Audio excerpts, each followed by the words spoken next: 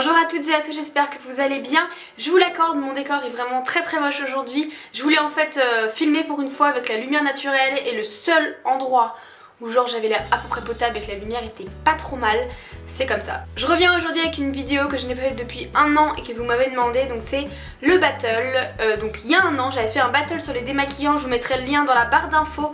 C'était avec une eau micellaire et un démaquillant de Diadermine je crois. Bref, aujourd'hui je reviens avec un battle sur le mascara. Les deux concurrents d'aujourd'hui sont des mascaras que j'aime beaucoup et que j'ai utilisé pendant assez longtemps. Nous avons à ma gauche le mascara volume déployé de chez Yves Rocher et sur le site ils mettent le mascara qui ouvre le regard pour un effet œil de biche.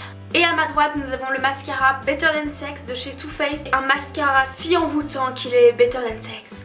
Pour quel type de maquillage? Ce mascara délivre les pigments les plus noirs qu'ils soient et permet de donner aux cils volume, longueur et courbure. Par rapport à la vidéo de l'année dernière, j'ai un petit peu modifié mes critères. Je vais donc mettre 5 points. Un point sur le prix, un point sur le packaging, un point sur la facilité d'utilisation et 2 points sur le résultat final. Donc bon, au niveau du prix, on peut dire que Yves Rocher gagne un point puisqu'il est à 15€ et quelques, 15,90€ et qu'il y a souvent des promotions à moins 50%, comme en ce moment. Et que le Better Than Sex est à 23€ chez Sephora, donc un point pour Yves Rocher.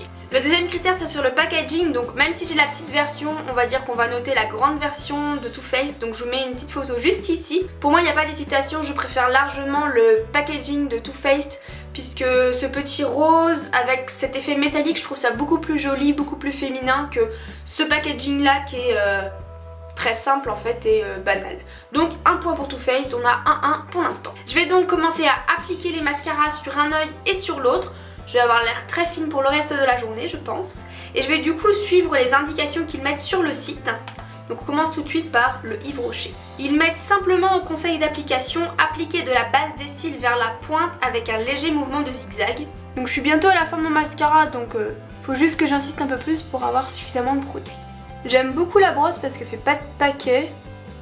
Elle sépare bien les cils et elle les allonge bien, donc j'en suis très satisfaite. Donc vous pouvez voir, je ne sais pas appliquer du mascara sans en mettre partout. Et ça, peu importe le mascara, c'est toujours pareil. Et j'en applique légèrement en bas. Donc étape 1, recourbez vos cils. Étape 2, appliquez la première couche de la base à l'extrémité des cils pour un effet naturel. Appliquez la deuxième couche sur le dessus et le dessous des cils pour des cils encore plus soyeux et intenses.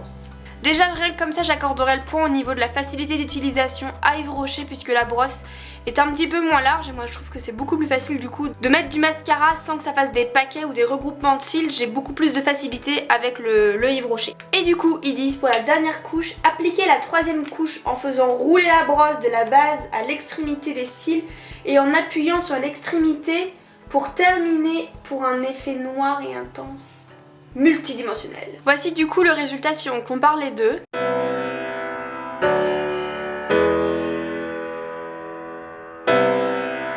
Voilà, je pense donc que la différence est flagrante. Cet œil là du coup paraît de loin beaucoup moins ouvert que l'autre.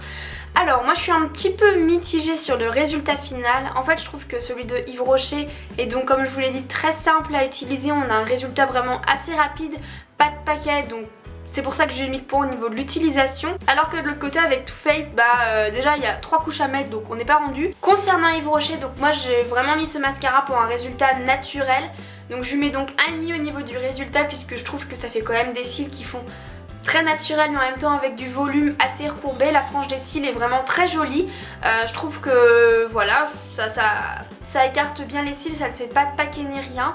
Mais malgré tout, on pourrait s'attendre à avoir un petit peu plus de volume je pense. Et au niveau de Too Faced, donc je pense que c'est plus... Enfin, pour moi c'est plus un résultat qui doit être plus waouh quoi, avec vraiment un volume, une épaisseur entre guillemets et une couleur très intense. Et je trouve que le résultat est totalement là.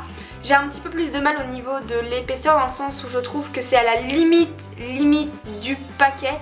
Dites-moi vous ce que vous en pensez, mais moi qui n'ai pas l'habitude de voir une bonne couche de mascara sur mes yeux, là voilà, il faut vraiment je pense repasser après chaque cil un par un pour pas que ça ne fasse de paquets ensemble. Malgré tout je suis très satisfaite du résultat. Je pense aussi que le Yves Rocher est plus adapté pour un maquillage de tous les jours classique.